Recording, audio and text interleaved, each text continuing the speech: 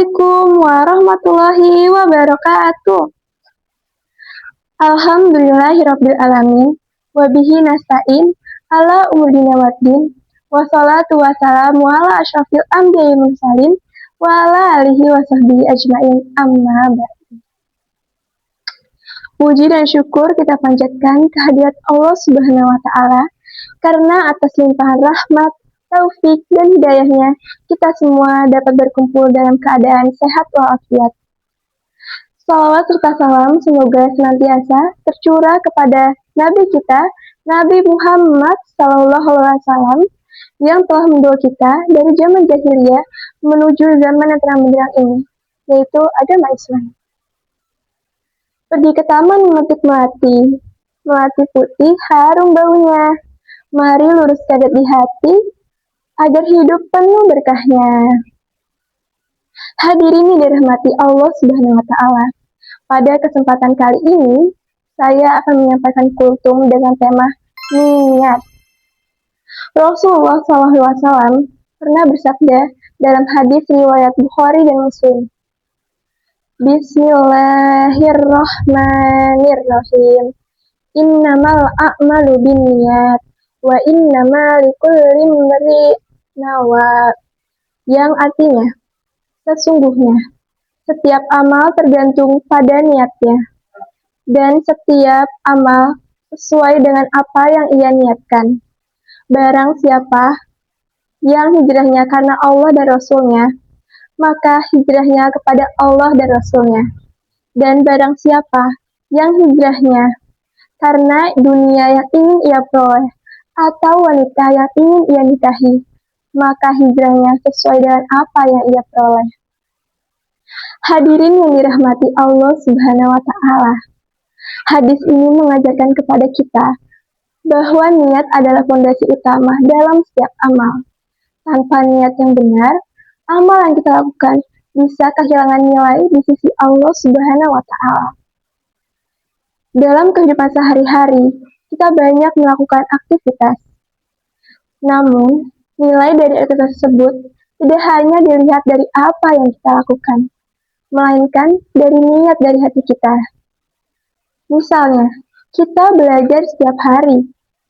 Jika diniatkan untuk mencari ilmu karena Allah Subhanahu wa Ta'ala, maka belajar menjadi ibadah. Lalu, kita membantu orang tua. Jika diniatkan dengan ikhlas, maka hal tersebut bisa menjadi pahala yang besar. Bahkan, makan dan tidur pun bisa menjadi ibadah jika kita diniatkan agar kuat beribadah kepada Allah Subhanahu wa Ta'ala. Namun sebaliknya, jika niatnya salah, misalnya ingin dipuji orang lain, ingin terlihat baik di depan manusia, atau hanya untuk mengejar dunia semata, maka amalan tersebut bisa menjadi sia-sia. Hadirin yang dirahmati Allah Subhanahu wa Ta'ala, niat itu tempatnya di hati, dan hanya kita serta Allah yang mengetahuinya. Oleh karena itu, penting bagi kita untuk memperbaiki niat sebelum melakukan aktivitas.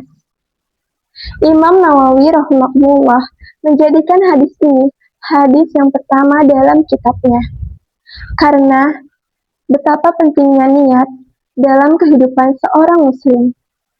Dan coba kita renungkan, berapa banyak amalan yang kita lakukan setiap hari. Lalu, berapa banyak di antaranya yang benar-benar kita niatkan karena Allah Subhanahu wa Ta'ala. Jika kita mampu meluruskan niat, maka amalan sekecil apapun bisa bernilai besar di sisi Allah Subhanahu wa Ta'ala. Hadirin yang dirahmati Allah Subhanahu wa Ta'ala, ada beberapa hal yang bisa kita lakukan untuk menjaga niat. Yang pertama, membiasakan mengucapkan niat di dalam hati sebelum beraktivitas. Yang kedua, selalu mengingat bahwa Allah Maha mengetahui isi hati. Yang ketiga, menghindari sifat riya atau ingin dipuji oleh orang lain. Yang keempat, ikhlas dalam setiap amal sekecil apapun.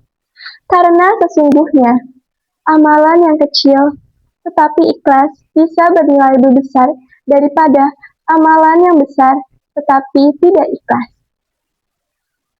Sebagai penutup, saya punya pantun lagi nih. Jangan lupa bilang cakep ya. Pergi ke pasar membeli kurma. Tidak lupa membeli roti. Jika niat sudah diluruskan, insya Allah berkah menghampiri. Demikian kultum yang bisa dapat saya sampaikan pada hari ini. Semoga kita semua termasuk orang-orang yang senantiasa mengucapkan niat dalam setiap amal perbuatan kita. Mohon maaf atas segala semua kekurangan.